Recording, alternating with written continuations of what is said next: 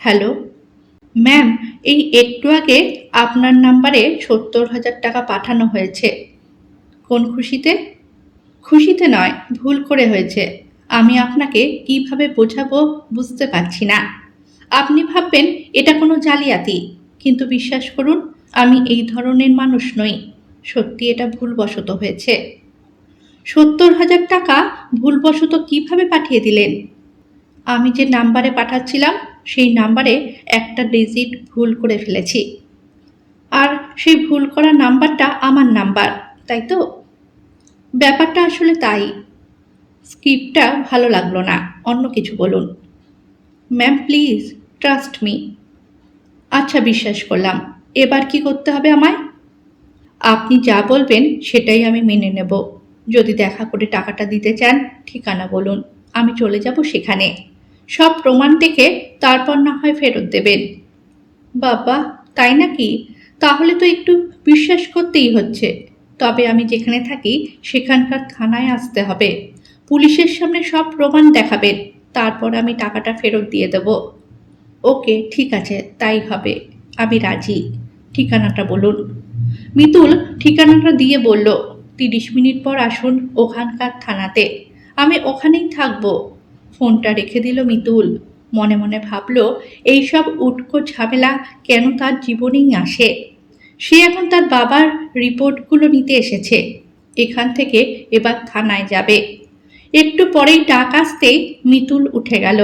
সামনেই বসে আছেন ডক্টর সব্যসাচী। রিপোর্টগুলো দেখতে দেখতে বলল, আপনার বাবা এখন কেমন আছেন? মিতুল বলল, আগের চেয়ে অনেক ভালো। ওষুধগুলো খাচ্ছে নিয়ম মতো। সব্যসাচী বলল, রিপোর্ট এখন সব ঠিক আছে, তবে হাই প্রেশারের পেশেন্ট উনি। একটু খেয়াল রাখবেন। যদিও উনি ভীষণ স্ট্রং, নিজের খেয়াল নিজেই রাখতে পারবেন। মিতুল বলল, ওই রকম মনে হয় দেখে। বাড়িতে আমি আর বাবা থাকি। আমার কিছু হলে পুরো বাড়ি মাথায় তুলে রেখে দেবে, আর নিজের দিকে খেয়াল রাখবে না। ওই জন্যই প্রতিদিন বকা খাচ্ছে আমার কাছে। সব্যসাচী হেসে বলল, ভালো ভালো, মেয়ে বড় হয়ে গেলে মা হয়ে যায়। যাক, চিন্তার কিছু নেই। ওষুধ আমি চেঞ্জ করছি না। আবার ৩ মাস পর একবার নিয়ে আসবেন। আর সেদিন তাড়াতাড়ি করে আপনার বাবাকে এখানে নিয়ে এসেছিলেন, ভালো করেছেন। একটু দেরি হলে কিন্তু বড় বিপদ হতে পারত। মিতুলের মেরুদণ্ড দিয়ে যেন ঠান্ডা স্রোত বয়ে গেল। ভাবতে লাগলো, সে একা একা কিভাবে সব কিছু সামলাবে। এদিকে কাজের চাপ। বাবার অসুস্থতার জন্য বেশ কয়েকদিন অফিস যেতে পারেনি, কিন্তু এখন তো যেতে হবে। সব্যসাচী বলল, কি ভাবছেন? রিপোর্টটা নিন। বললাম তো, ভয়ের কিছু নেই। মিতুল একটা নকল হাসি হেসে রিপোর্ট নিয়ে ধন্যবাদ জানিয়ে বাইরে বেরিয়ে এলো। এসে দেখলো বৃষ্টি নেমে গেছে। আর ভালো লাগছে না তার, বিরক্ত লাগছে। আগে বৃষ্টি দেখলে ভিজতে ইচ্ছে করত, এখন বৃষ্টি দেখলে মুড খারাপ হয়ে যায়। আবারও সেই একই নাম্বার থেকে ফোন। মিতুল ফোনটা রিসিভ করতেই ওই প্রান্ত থেকে একদম নরম সুরে বলল, হ্যাঁ বলছি ম্যাম, আমি ৩০ মিনিট পর পৌঁছে যাব থানাতে। আপনি চলে আসবেন। ভয় নেই, আপনার টাকা নিয়ে উদাও হয়ে যাব না। না না, আমি তা বলিনি। আপনি শুধু শুধু খারাপ ভাবছেন। দেখুন, আজ খুব বৃষ্টি হচ্ছে। আমি একটু বাইরে আছি। আমার পৌঁছতে যদি একটু দেরি হয়, আপনি থানাতে বসবেন। পুলিশকে সব জানিয়ে রাখবেন। আচ্ছা, বেশ বেশ। ফোনটা রেখে দিল মিতুল। মনে মনে ভাবল, শুধু শুধু অপরিচিত মানুষটার উপর রাগ দেখালো।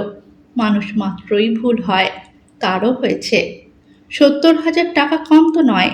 উনিও হয়তো খুব টেনশনে আছেন। বৃষ্টিতে আটকে গেছেন বুঝি? মৃতুল পিছন ফিরে তাকিয়ে দেখল ডক্টর সব্যসাচী দাঁড়িয়ে আছে। মিতুল বলল, হ্যাঁ, আসলে এত বৃষ্টি হচ্ছে।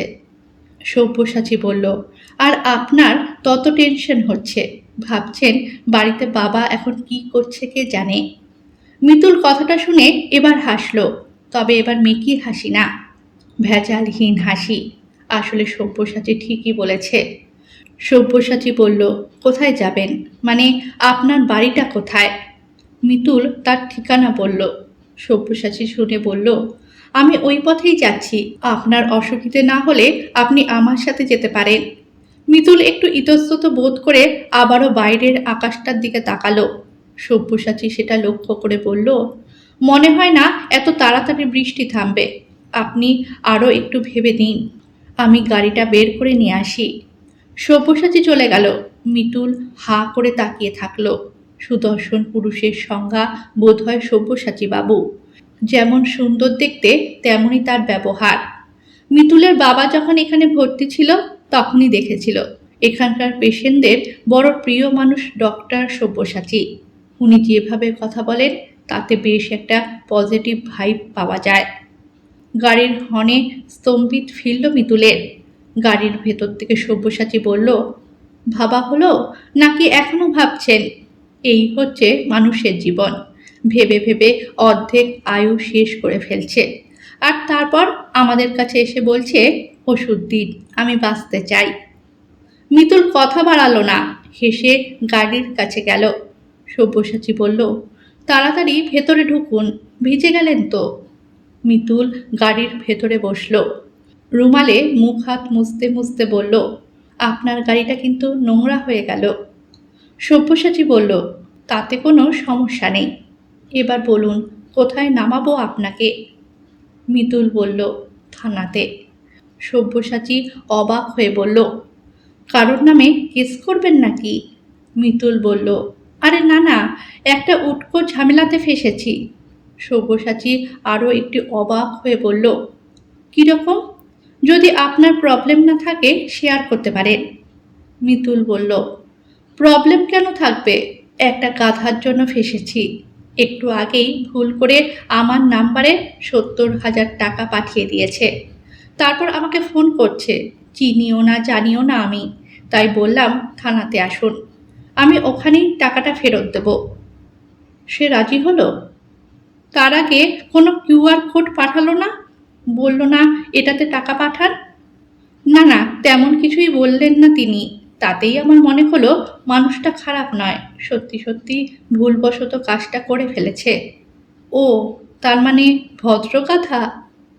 গাধা নয় তো কি, এতটা টাকা যখন কাউকে পাঠাচ্ছে বারবার নাম্বারটা দেখে নেওয়া উচিত ছিল। তা ঠিক বলেছেন, এখনকার দিনে এমন ঘটনা খুব ঘটছে, তাই মানুষ বিশ্বাসও হারিয়ে ফেলছে। প্রায় দিনই তো এমন জালিয়াতির কথা শুনতে পাই। তবে আপনি ঠিক করেছেন, থানায় ডেকেছেন, এটাই করা উচিত। আপনাকে তাহলে আমি থানাতেই নামিয়ে দেব। না না, আপনি বরং আমাকে কাছে কোথাও নামিয়ে দিন, আমি ঠিক চলে যাব। আপনি ব্যস্ত মানুষ, আপনার কাজ আছে। আমি থানা পেরিয়ে যাব, আমার কোনো প্রবলেম নেই।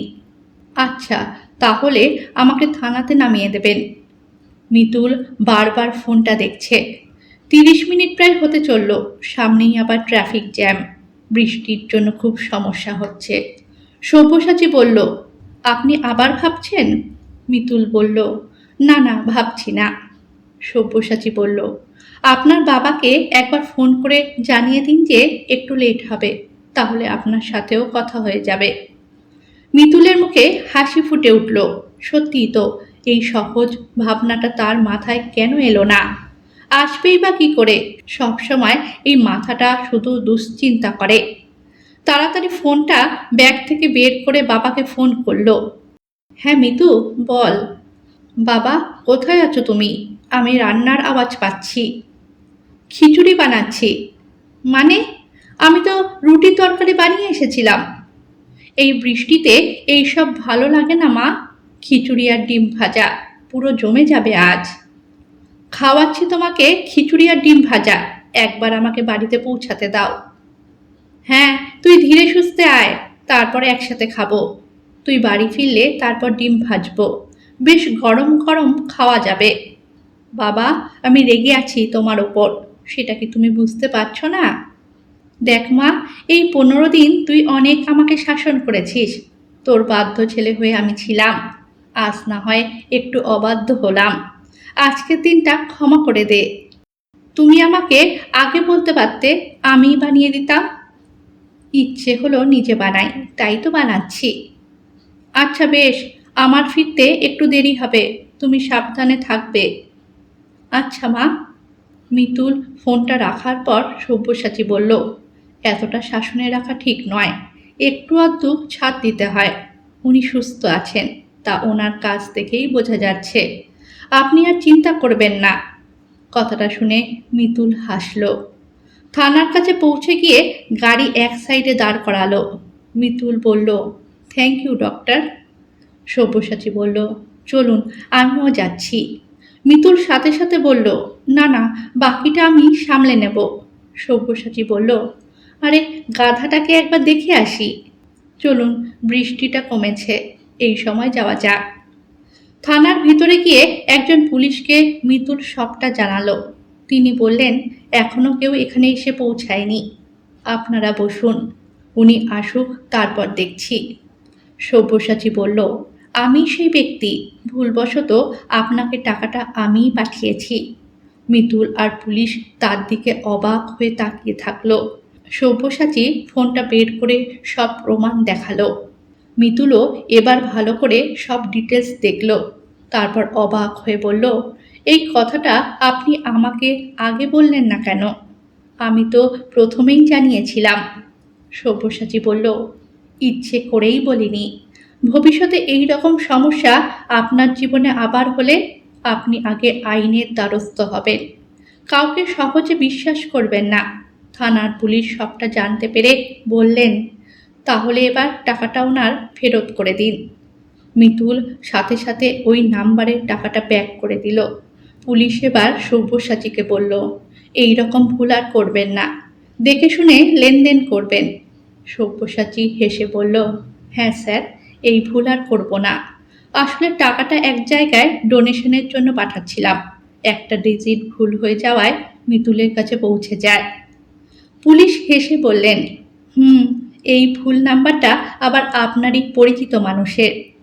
থানা থেকে বেরিয়ে আসতেই মিতুল বলল, ডোনেশনের জন্য যদি টাকাটা দেবেন তাহলে সেখানে গিয়েই টাকাটা দিয়ে আসুন নিজের হাতে, তাদেরও ভালো লাগবে আর আপনারও ভালো লাগবে।